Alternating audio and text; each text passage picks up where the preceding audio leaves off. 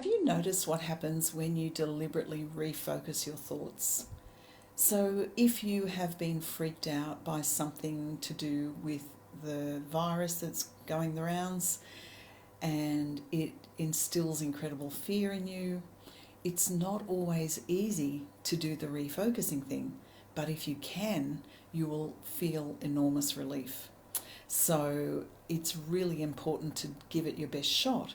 Now, if you can't actually get the refocusing going because there's just too much fear there, then my suggestion is to do some tapping and clearing of the fear, which we'll do in a moment.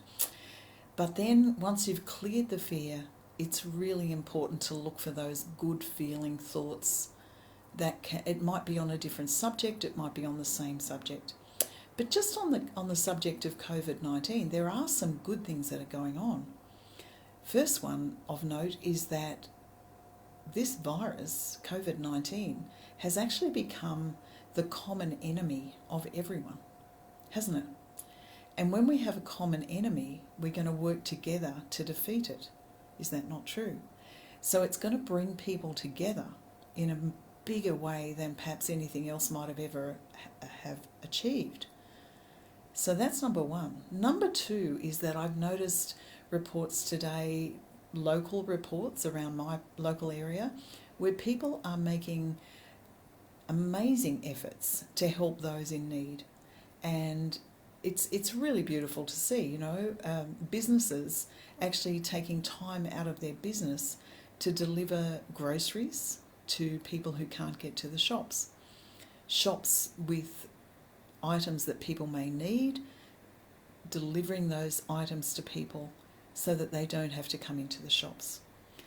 In our local area last week, there was this beautiful report of two little girls wheeling their little barrow around full of tissues and toilet paper to give to people, elderly and people who are vulnerable, who weren't able to get out to the shop and get it for themselves. If you're not in Australia, you might not know that we've had this ridiculous run on toilet paper and other items like that. And so these two little girls used their pocket money to go out, actually it was tooth fairy money, to go out and buy toilet paper and bring it to those people in need. So and that's just in my local area, there's all sorts of efforts like that where people are coming together to help those more vulnerable.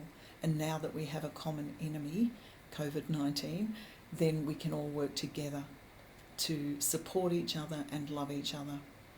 So my question in today's live is, can you refocus?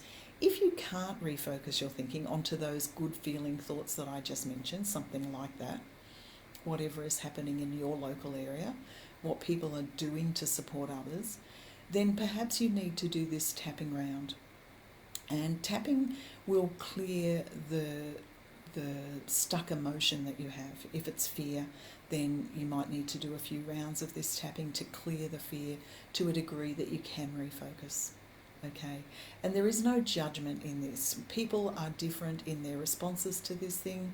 There is a little bit of judgment from me about the people who did the rush on the toilet paper in the first place, because that has created this incredible fear. And so everybody now is making a rush on toilet paper. And so we're all being restricted and people are running out. But that's about as far as my judgment goes, because people are at all different levels of where they are in their experience of life, and so they're going to react to this situation in different ways. So without judgment, if you are feeling fear, tap on the karate chop like this and say, even though I feel this incredible fear, because of what I hear in the news, what I see reported, what I see on the social media, there is so much to fear. I deeply and completely accept myself anyway. Even though it feels impossible to refocus when I'm filled with so much fear, I wonder if it's possible that if I do this tapping process, I might be able to release the fear and then I can refocus. I do not choose to be in fear. I want to be feeling more calm and confident. But if fear is overwhelming me, I have to find a way to let it go. And then on the crown, all this fear, eyebrow, all this fear. Outside corner of your eye, all this fear. Under eye, all this fear. Under nose, all this fear. Under lip, all this fear. Collarbone, all this fear. Underarm, all this fear. On the wrist, all this fear. Karate, all this fear. And crown, all this fear. And a big breath. Now you'll notice that the normal tapping points are often on the face, and we're being told not to touch our face. So I have washed my hands, and I would recommend that you wash your hands before doing this tapping on your face. If you don't have an opportunity to wash your hands, then you can actually miss the face points and tap on the other points. The wrist particularly, the karate chop, the crown, the collarbone, underarm. You can use all of those points. And there's another one on the back of the fist here in that little crease between the little finger and the ring finger there, about an inch back. You can tap on that one as well. So if you're feeling like you shouldn't be touching your face, those would be the points to tap on. Okay, so when you finish that round of tapping, take a big breath, see how that fear is feeling, and keep on doing that round of tapping on the fear or whatever you're feeling until you feel the relief of it. And then the test would be, can you now refocus your thoughts onto those better feeling thoughts of the good things that are coming out of all of this drama? And if you can, then keep on doing that. And if you then get stuck and find that you can't keep your focus there, then bring it back and just do the tapping and clear whatever comes up for you. It becomes like a dance then. You try and focus on the good feeling things. And when you can't, you bring it back and clear by tapping the negative things.